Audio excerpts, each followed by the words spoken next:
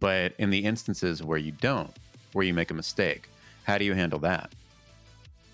Hopefully the mistake wasn't too much of a big up, to say the least. We've all done it, myself included. Maybe not as much related to this, but I have in the past. I guess just don't let the ego that comes along with being a streamer try and cloud your ability to admit your limitations. That would probably be it.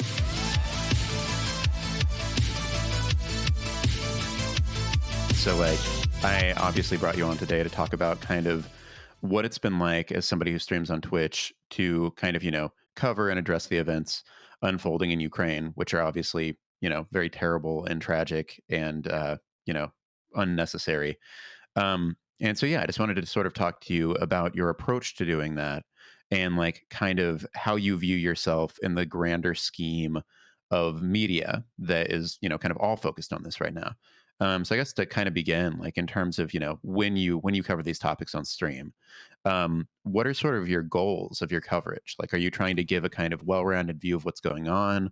Or do you have more specific goals around, like, for example, countering mainstream narratives, countering misinformation? Does it vary like broadcast to broadcast? Kind of how do you approach it? Well, I would say that I have pretty extreme delusions of grandeur, and so that I've come to terms with that. I am now pretty much the only source one should trust, and so hopefully everyone who's watching me.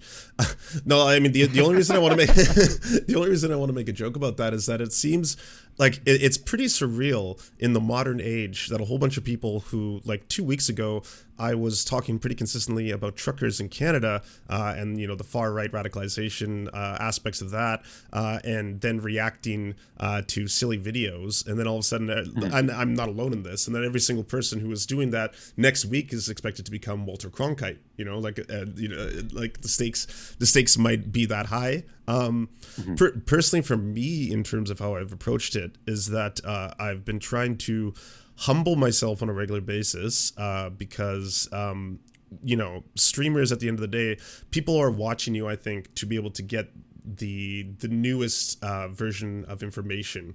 And it seems like every single time something cataclysmic is occurring, there is a online mass panic that also goes along with it. I could point towards the events that happened at the nuclear power plant last week, and I was getting a lot of people immediately posting me links and things and talking about how we were on the verge of a full-on 10 times worse than Fukushima event, and this is that. And one of the first things I had noticed when that was happening was that it didn't seem at all that the reactor itself had been struck. Not that I'm trying to downplay the severity of what was going on. It was an absolutely horrifying moment in history, and one that should be avoided at all costs. But I noticed that a lot of people were already talking about this as if the nuclear reactor itself was on fire, or they had somehow penetrated through the layers and layers of concrete that protects that barrier. And very few people online were trying to push the message that was, this is an administrative building that's on fire near it. This is not a good situation, but this is certainly not, we are on the verge of kind of like a nuclear meltdown. And that was, I guess, a very big moment that I think a lot of streamers who are covering it at the same time kind of have to recognize that, like, if you give way to, I suppose, the online panic in real time, as a lot of people tend to do because these events are so scary and they're happening so quickly, then you're most likely going to make the situation infinitely worse. So when I say it's been humbling, to say the very least, I've been trying to come out as often as possible and be like, I've gotten a lot of things wrong on this.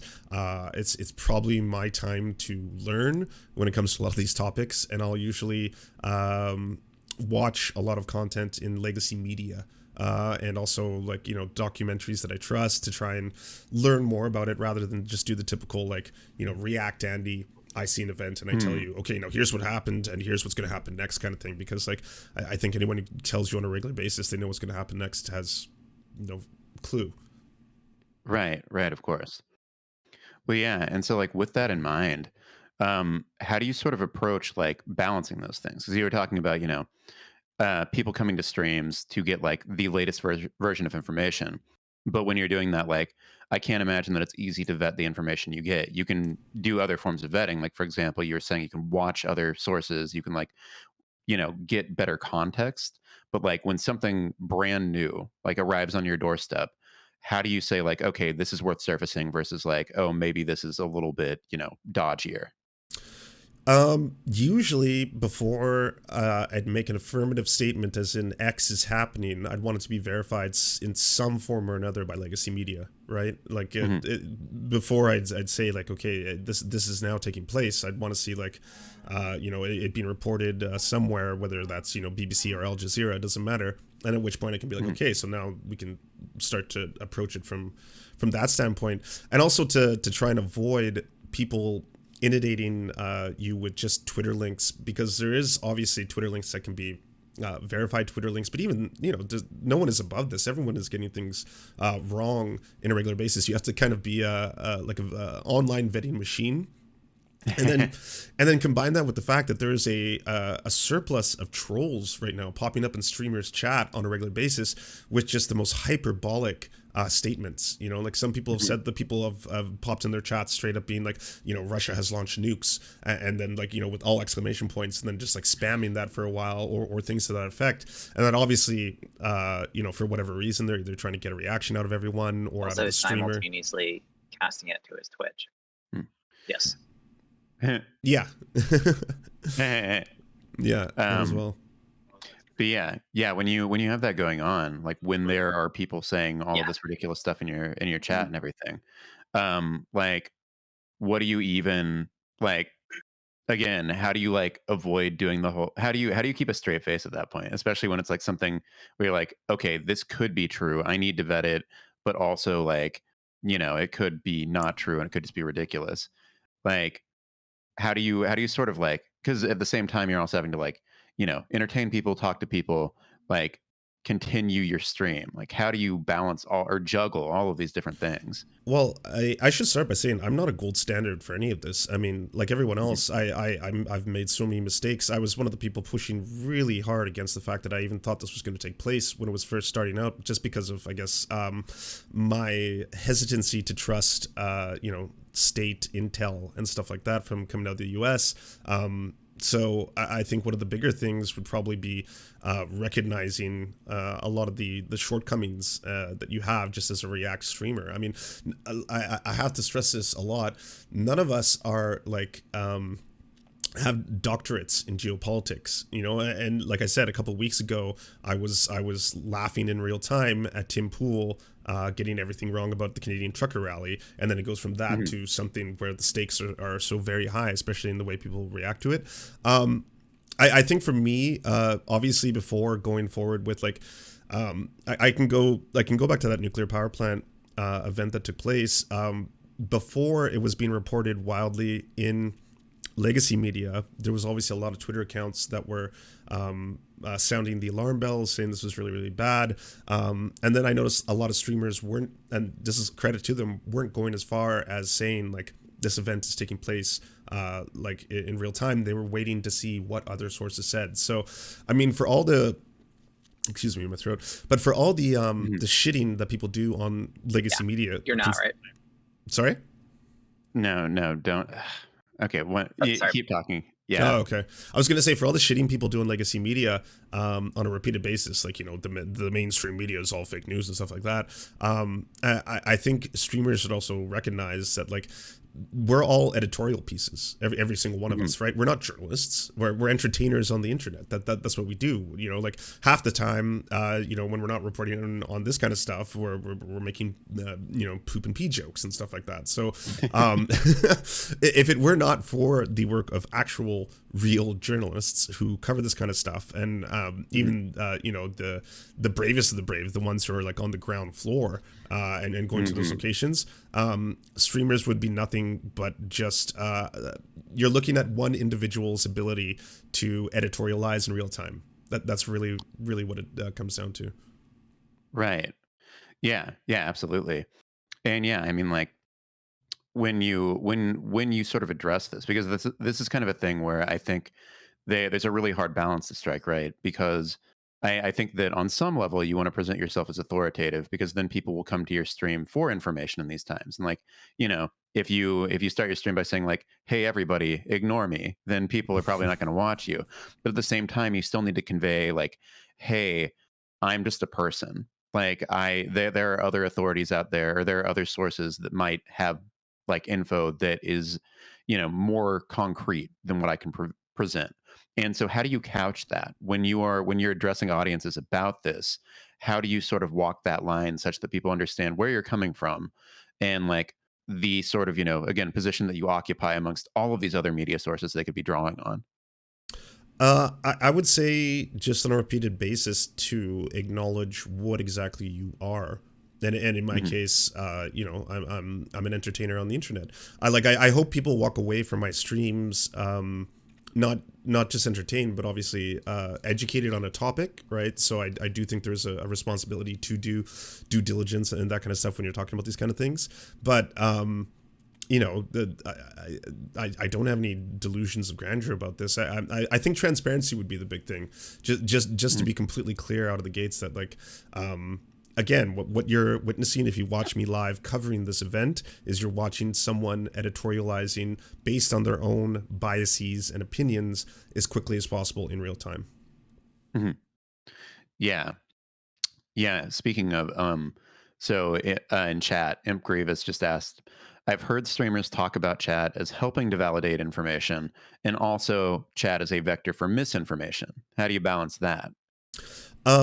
I think anyone who's got a large viewer base knows that they're probably Mhm. going to have a lot of people whom they recognize in terms of like names and trust. So there are certain people who, when they send in a link, if it's someone I've never seen before in the chat, obviously I'm going to be a little bit more dubious about whether I should even like put it up on screen first before like vetting it. Mhm. But I usually try to tell them the same thing that I hope they expect from me, which is that like, verify your sources. If it's Ukraine for 20 big chungus at whatever on Twitter, and they've made some huge statement with just like a little JPEG or something, could not be the most verified source. So then, Mhm. if you found out a piece of news from that, go check to see if it's being echoed anywhere else.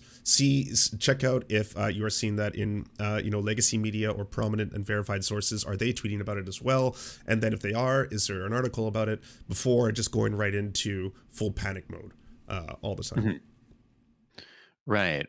Well, yeah, and I mean, like ideally in those situations, you get things right and you've reported a good piece of information, and people do with that what they will. But in the instances where you don't, where you make a mistake, how do you handle that? Hopefully, the mistake wasn't too much of a big fuck up, to say the least. We've all done it, myself included. Maybe not as much related to this, but I have in the past. I guess just don't let the ego that comes along with being a streamer try and cloud your ability to admit your limitations. That would probably be it, and just be forthwith. Where it's like, hey, by the way, I not only was mocking the U.S. intel about an imminent invasion of Ukraine by Russia. I was making memes Mhm. about it because of my Just history. gonna got a Oh, sorry. tier 1 subscription. Sorry about that. Yeah, That's my notification things. I'll turn those off. And thank you, Joe it's all Spinner. good. Sorry, I not only was mocking their information about that, but I was making memes about it, and that was just because I was protesting during the Iraq War before it took place, and I was inundated with the amount of U.S. information that was coming up in that period, which a lot of it turned out to be falsifiable, related to WMDs, the cake uranium, all this kind of stuff, and then I was like, oh, are we now going to believe the U.S. intel once again, which seems to almost sounding war drums towards an event that no one wants, right? Obviously, no one would want Mhm. Russia to invade Ukraine. And then as it continued to happen, they gave us like hardline dates like the 16th, and then nothing happened on the 16th. And then once again, it was just like, well, it just seems like the U.S. is really trying to propagate consistently this narrative that is in my opinion not going to be true. And when it turned out to be true, that was a huge moment where I think a lot of people who had been saying that, especially myself, for so long, had to take a step back and be like, I was wrong. I was completely wrong about this, and all I can do is both apologize and hope to get better in the future, because again, streamers aren't journalists. They are opinion pieces. And unlike opinion pieces and pundits on Fox News, we're pundits without any editorial staff. Our editorial staff is our chat. Basically, it's the people who are watching you and who are going to be like either outraged, and hopefully you listen to them. Like, hopefully you listen to hundreds of people who are like, shut the fuck up, what are you talking about, you're so wrong on this. But outside of that, like, even Fox News has an editorial staff that'll prevent hopefully Sean Hannity from saying something a little too beyond the pale. So there would be that aspect as well. Do you enjoy the Serfs but prefer not to have to use your eyeballs? Many are saying this. Well, we've got the solution for you. It's the Serf Times in podcast form, available on most major podcasting networks now. If you enjoy it, please consider leaving a good review and feedback, because it really helps the show out, apparently, and it's free, just like the podcast. To our gods, Xander Corvus and Peyton L. Just, we beseech thee to smite down our enemies. To our monarch, Tom Spiker, we are but your humble court jesters, here to amuse you. To our lords, Trevor R., we give thanks for this spit of land for us to eke out this meager existence. To our knights, Merid, Cheryl Alvarez, Ruby Kelly, Ellie Leslie, Alex P., Brandon, Words Greenwood, Nate, that one guy, Hagbird Celine, Matthew Scarborough, Stellar Vision, Ariane McCarthy, Daniel Sutton, Coulter Smith, Val 9000, Jenna Tall, Quiet 185, Anna Loves Riley, Omni, Riley and Anna, Poodlehawk, The Tim Caucus, Multi Mondi, Trevor Yanis, Lemmy 101, Anthropophojak, Saren 42, Catherine, Radical Maniac, Ramon Acosta, Nkosin, Violent Orchard, Sophie Baby, Political Puppy, Andreas Chiringuito, Zach Christensen, Josh Mickelson, Todd Buckingham, and Todd Lajeunesse. We raise our flag in a veil, and we salute you, our friends.